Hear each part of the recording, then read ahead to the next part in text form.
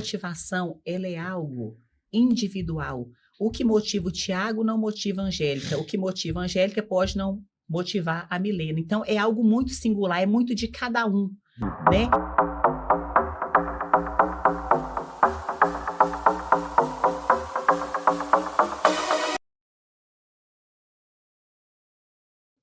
Angélica, então a gente falou nos episódios anteriores, né? Nós falamos de comunicação, falamos do risco psicossocial e falamos da parte aí da inteligência emocional, né? Então agora vamos falar um pouquinho sobre o engajamento e motivação. Como que a gente faz para motivar as pessoas? Aí antes disso eu vou contar um relato rapidinho, até para introduzir. Eu tenho um conhecido que ele era extremamente motivado na empresa dele pelo trabalho. Ele gostava do resultado que a empresa dava. E ele trabalhou, sei lá, 25 anos nessa empresa. Pela motivação, pelo resultado que ele pôs, a empresa crescendo, as coisas acontecendo. E ele nunca olhou para salário. Nunca olhou para salário. E aí, um belo dia, chegou uma nova gestão na empresa, ele era um diretor, mas aí a presidência mudou a ideia e falou, olha, a partir de agora, nós vamos ter bonificações de metas financeiras. Então, essa pessoa mesmo, ela me mostrou, não é uma história, assim, eu vi, ele falou assim, olha, a partir de agora, se eu bater todas as metas e eu vou bater, eu ganho 5 vezes o meu salário no final do ano. Ele pediu demissão. Porque aí ele falou assim, olha, agora ninguém trabalha por propósito. Então a empresa para mim não faz sentido mais. E aí foi um choque para todo mundo que conhecia ele, porque ele era apaixonado com a empresa. Ele era totalmente, assim, se olhava para ele, você via a empresa. E aí na hora que a empresa mudou para a ideia financeira, você viu o brilho no olhar dele acabar mesmo. E assim, para mim que convivia com ele, eu achei muito interessante. Falei assim, como que... Na época eu falei, não, mas vai lá pro dinheiro. Aí ele até brincava, falava, você é Y, você que é geração Y, você quer grana. Eu não, eu quero... Eu falei assim, ó, se eu não ver as coisas funcionando, não adianta. Agora as pessoas não estão por amor, as pessoas não estão por isso. Aí eu ainda brincava com ele, né? Ainda brinquei com ele, falei, mas você tá romantizando muito o negócio.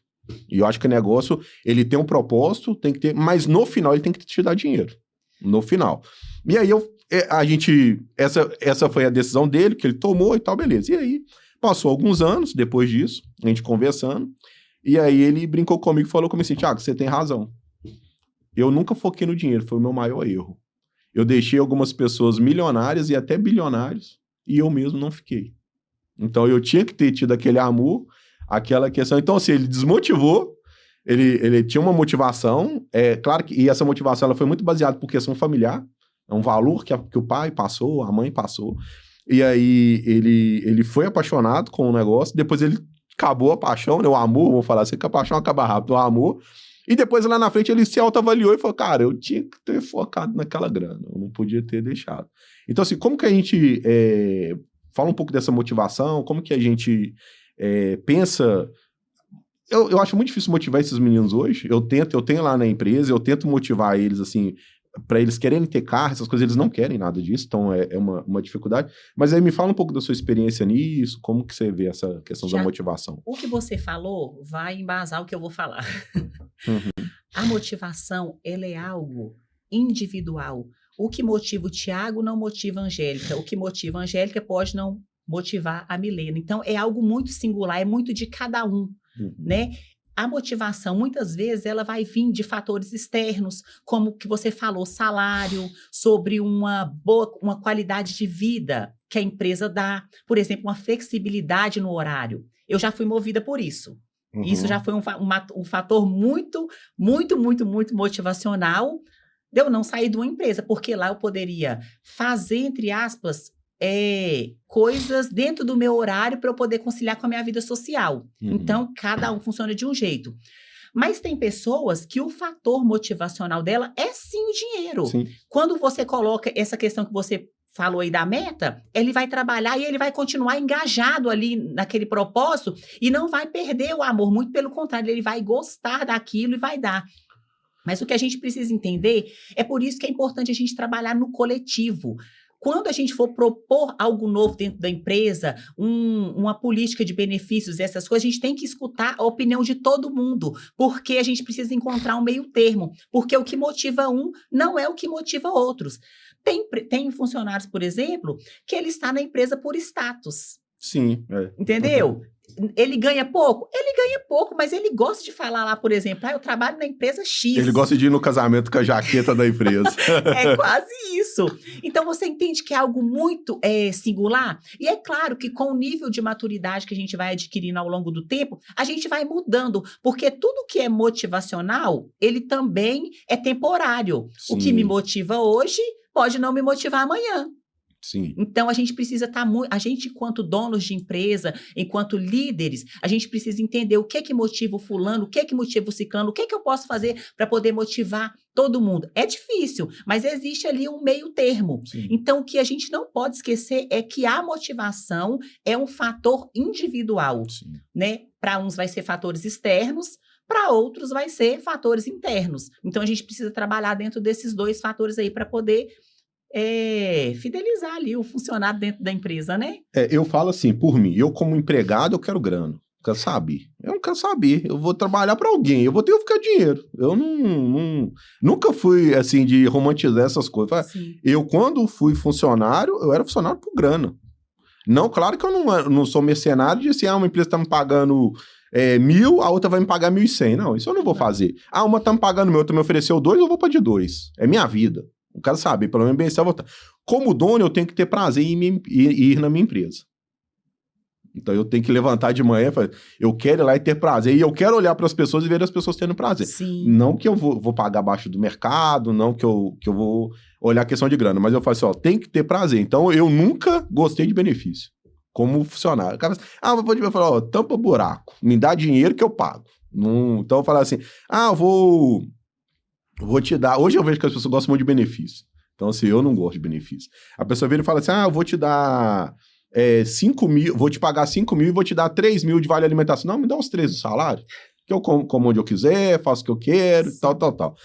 Me paga tanto que eu pago a faculdade que eu quero. Não quero bolsa, não quero nada disso aí. Tiago, mas às vezes isso tem a ver com a fase da sua vida. Igual, por exemplo, hoje você é dono de empresa. Sim. Mas vamos supor, num outro contexto, que você seja um líder ou um liderado em outra empresa e tem 2 filhas, 2 bonequinhas que você tem hoje. Uhum. Talvez não seria tanto o dinheiro, talvez seria a flexibilidade de poder ficar mais com ela, porque você demonstra ser um paizão. Então, eu tô fazendo esse julgamento. Sim, não, tá certo. Então, é por isso que eu falo que o fator motivacional, além de ser singular, ser de cada um, ser individual, é momentâneo. Sim. É ali naquele período. Depois ele vai mudando de acordo com o nosso porque fase. É um negócio que eu vejo muito assim, às vezes a pessoa foca... Um exemplo, né? Às vezes você tem a sorte e também você correu atrás de ter realizado seus sonhos. Então você já fala assim, se eu realizei os meus sonhos que o dinheiro precisava e hoje eu não preciso, então peraí, deixa eu ver quais sonhos eu vou realizar. Sim. E aí você começa a mudar seus planos, né? Então eu entendo e concordo com tudo que você falou mesmo. Eu falo assim, eu pensava assim, olha, vou trabalhar, apesar de eu ter trabalhado numa empresa só. Mas toda vez que eu tinha oportunidade de negociar meu aumento de salário, eu negociava. Se eu visse que alguém estava produzindo menos que eu até falava assim, não, eu enchi o saco. Falava, alguém estava produzindo menos que eu e eu produzia mais, todo mês eu apresentava meus números pro meu coordenador. A época lá a gente fazia PPRA, aí o camarada fazia 15, eu fazia 50. Toma aqui. Fiz 50, tá aqui, ó. Fulano tá fazendo análise ergonômica, não, eu já faço, olha aqui. Então eu sempre mostrar, mas é uma coisa que eu sempre falo, eu sempre servia primeiro. Sim. Eu nunca negociei do nada. Nunca cheguei assim, porque hoje eu tô mais bonito, né? E eu vejo assim, cortei meu cabelo. Não, sempre cheguei e falei assim, olha, tô dando... E era desse jeito mesmo, tá? Assim, olha, esse PPRA aqui custa R$400, um exemplo, tá? Eu faço 50. Dá tanto, você me paga 1.000? Tem algo errado. Quem aqui faz 50? Não, todo mundo aqui faz 10, 15, então me ajuda aí. Eu também não concordo com essa forma de gerir que todos ganham a mesma coisa se produz diferente. Eu acho que tem que ter um diferencial. Lá na Excelência, quando eu contrato, eu já falo, eu não avalio por função, eu avalio por pessoa. Então, não vem com... mas fulano... Eu tenho tudo anotado. Então, assim... por que o técnico fulano ganha tanto? Por que o ciclano ganha tanto? Por que nessa aqui o fulano tem folga? Claro que eu faço tudo dentro da legalidade, né? Eu também não faço nada discrepante, nada disso. Eu falo assim, por que... Aí a pessoa, às vezes... Nunca aconteceu, porque eles sabem como que eu faço, que é uma coisa que eu prezo muito é transparência também. Então, eu deixo muito claro. A pessoa, eu já falo assim, mas por que aconteceu isso com fulano? Não aconteceu comigo. Mas fulano me entregou isso. E você? Esses dias mesmo, alguém reclamou lá na Excelência uma questão de de alguma coisa lá de salário. Falou alguma coisa. Aí eu virei e falei assim, tá, mas por que na hora que você não tem nada pra fazer, que na maioria das vezes você não vai ter algo pra fazer, por que você não tá estudando com fulano pra você ir pra ali? Porque ali vai ganhar mais. É o que eu te falei, né? Tá no mesmo lugar, mas quer ganhar mais, Isso, não adquiriu o aí, conhecimento. Aí falou assim, pior que é verdade. Eu falei, não, tá na sua cara. O negócio tá aqui todo dia. Se você for pra lá e outra, foi uma proposta que eu já te fiz. Eu já sentei com você, já te falei, cara, você faz isso. Fulano, você faz isso aqui. Passa a fazer isso aqui, ó. Olha aqui o que eu consigo fazer pra você. Eu consigo fazer isso aqui. Você, não, então eu vou fazer. Aí você fez 2 dias, parou, não fez mais. Então, não tem como eu sustentar. Falei assim, aí você fez pra mim ver? Não adianta. Então, eu vejo isso. Eu entendo a questão da motivação, ela ser momentânea, né? O que me assusta é que os meninos hoje, eles não têm vontade de nada. Eles não têm motivação de nada. A motivação dele é jogo. Então eu falo assim hoje, e é uma coisa que eu vou fazer lá na Excelência agora. A gente tá fazendo uma obra lá grande, eu vou fazer um canto de jogo, vou colocar videogame e colocar tudo lá. Falo, tá aí. Agora eu quero resultado. Vocês me pediram. Atendi, né? Vocês me pediram. Então vai ter videogame, na hora do almoço vocês podem sentar, pode jogar. Eu vou jogar com vocês. Ainda brinco, né? Falo, olha, eu sou velho pra isso aí, mas eu vou ganhar todo mundo e tal. Eu falei, vou fazer o que vocês estão me pedindo. Mas aí acabaram as desculpas.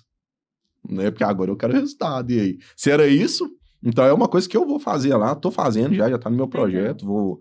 Em setembro eu devo inaugurar tudo. Então já tem uma coisa que eu vou fazer lá. Porque não tem uma coisa que eu tô brincando agora lá, até com os meninos lá, é figurinha da Copa. Nunca tive álbum da Copa. Nunca. Nunca foi um sonho meu de criança, nada disso. Mas eu vi que o pessoal empolgou, falou, eu quero um. Aí eu troco figurinha com eles e tal. E aí você vê que a pessoa se motiva. Sim, ela se motiva com aquilo. Desce, né? Fica todo mundo no mesmo nível ali, entendeu? E aí eu recebi mensagem, pô, eu posto no Instagram, né? Enche o saco lá e tal. A pessoa fala, você cria vergonha, não sei o quê. Eu falei, não, tô criando vergonha, tô aqui. Tô criando vínculos. Eu tô aqui. Então, até fala assim, olha, termina a sua atividade rápida aí que nós temos que trocar umas figurinhas aqui. Vamos lá. Aí eu vou colando. Então, assim, pra tentar entender e trazer, apesar que, assim, o mais novo que eu tenho lá hoje, ele, como ele me vê muito como referência, é fácil de eu chamar a atenção dele, de eu mostrar pelo caminho, assim. Eu até brinco com ele, assim, eu não peço não, você eu mando, porque menino, você fica pedindo, fica brincando com você. Mas eu imagino isso para uma grande empresa, né? A excelência é fácil. 11 pessoas, então eu sento, explico ali. Eu imagino para uma grande empresa motivar essa galera aí, entendeu? É um desafio aí grande que eu vejo hoje. E aí nós vamos entrar no assunto, Angélica, já que a gente falou do engajamento e motivação, então ficou claro que a motivação é muito pessoal e do momento da sua vida, né? E aí vamos agora num tema que aí eu queria ver a visão da psicologia, que a visão técnica eu tenho, da questão da proatividade e crescimento profissional, que eu vejo também que as pessoas eu não sei se é política, eu não sei se é essa questão que as pessoas ficam defendendo bandeira que pra mim não leva ninguém a nada. Tem um monte de leão de Instagram, leão aí, e aí na vida mesmo não faz nada. Eu não sei o que é. Que as pessoas, a proatividade ela tá acabando. Minha função é pegar a xícara e colocar aqui. A caneta tá aqui. A pessoa não consegue pegar a caneta e fazer isso. Aí assim, vamos conversar um pouquinho sobre esse tema aí de proatividade e crescimento profissional. Tiago, baseado na psicologia, essa questão da postura profissional, ela tem muito a ver com a base familiar. Como que essa criança foi desenvolvida? Como que os pais educaram essa criança dentro de casa? Elas tinham responsabilidades, elas varriam uma casa, elas lavavam um copo, tinha horário para isso, tinha horário para aquilo. Por quê? Porque isso é algo... O profissional que eu tenho hoje na empresa é fruto daquilo que a mãe e o pai ensinou, aperfeiçoado, amadurecido, mas é fruto daquilo que foi plantado e regado dentro de um lar. Sim. Ou seja, um lar funcional ou um lar disfuncional.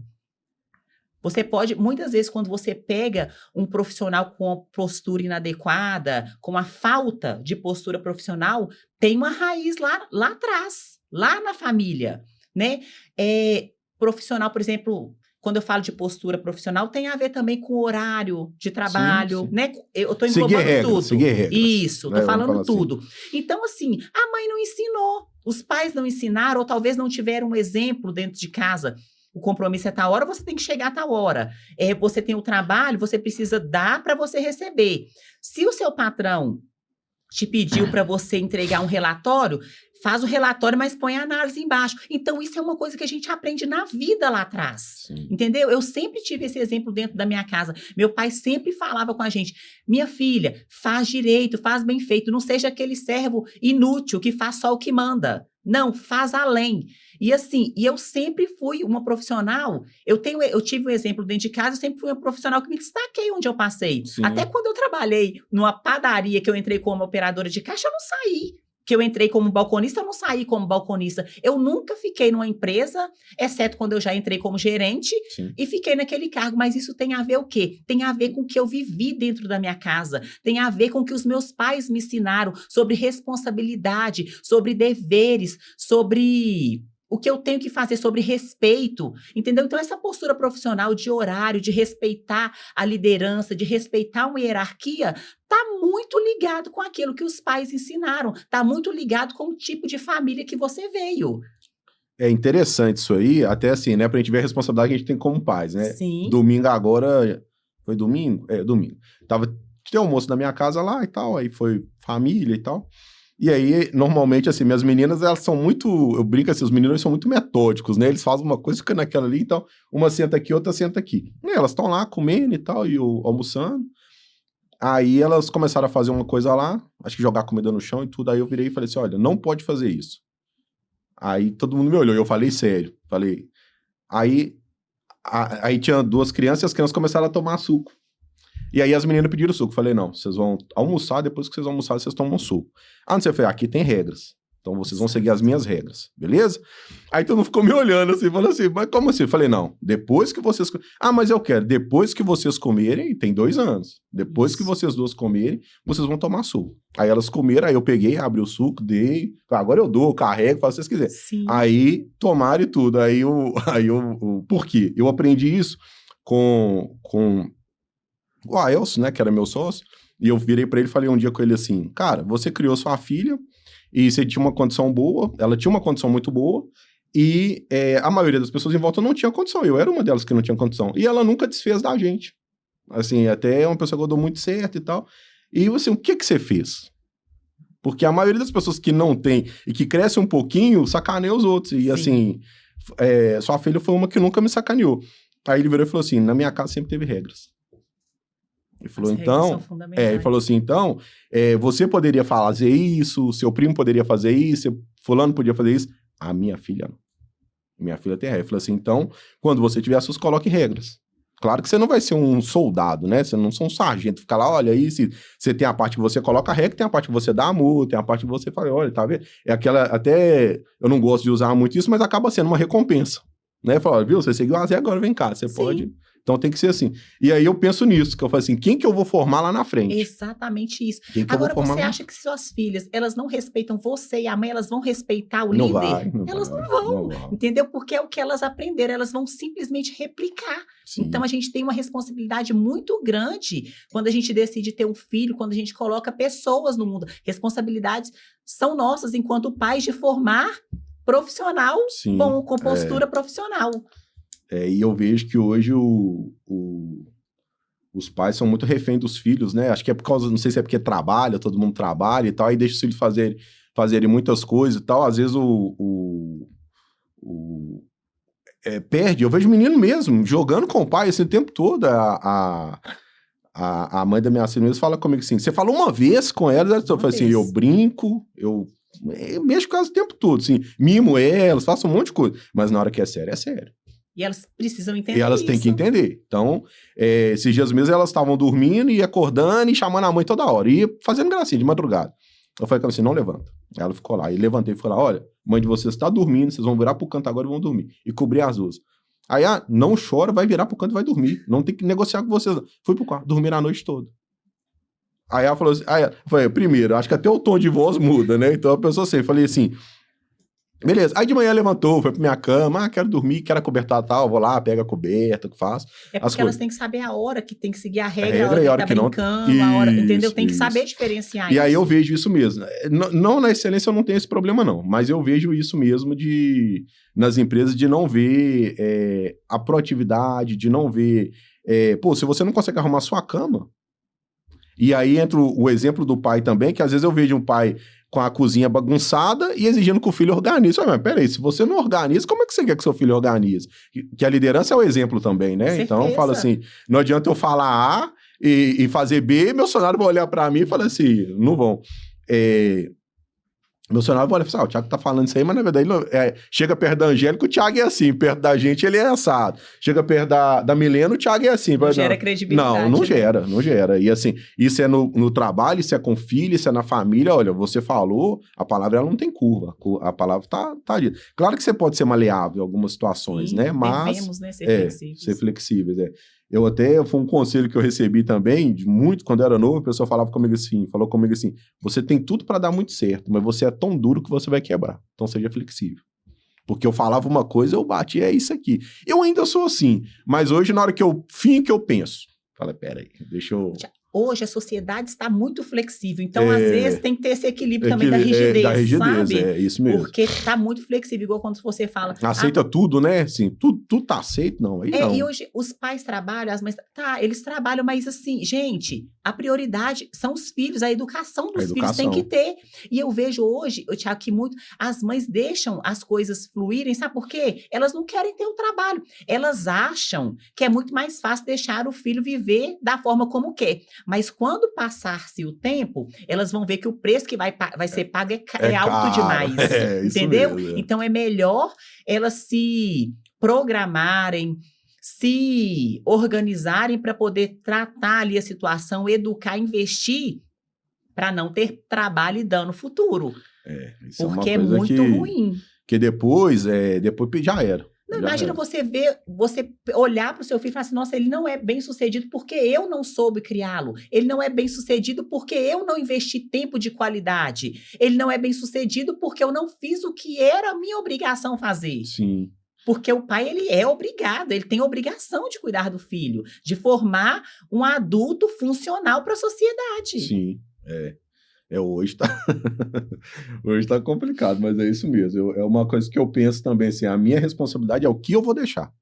A minha continuidade. Então, claro que você não pode espelhar, né? Você não quer que seja a mim, mas o que eu vou deixar. Não vou deixar... Porque sucesso é uma coisa bem relativa, né? Cada um tem uma visão. Eu falo assim, não, sabem se virar. Principalmente, é uma coisa que eu sempre falo, olha, você tem que... Agora eu aproveito a minha filha, que agora é o meu momento. Sim. Daqui a pouco não é o meu momento mais. Daqui a pouco elas começam a entender o mundo. Depois vai namorar, depois vai casar e vai tocar a vida dela. Depois você volta pros netos. Mas aí eu já virei e já falei assim, olha, esses dias um amigo, a gente tem até uma sociedade numa academia de karatê, e ele tava falando comigo, né? O filho dele saiu de casa, ele tava sentindo, que é normal, né?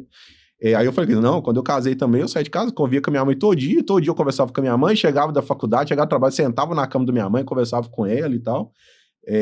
Minha mãe fala isso também, que a coisa que ela mais sente é porque a gente conversava todo dia. Então, todo dia eu converso com a minha mãe, mas... É diferente. Eu chegava da aula lá, podia chegar 11 horas da noite, eu sentava na cama dela e... Na verdade, eu mais escutava do que conversava, mas...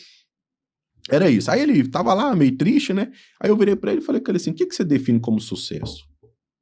Aí ele falou assim, como assim? Eu falei, cara, você criou, você deu estudo, você formou, casou e tocou a vida. O que você quer?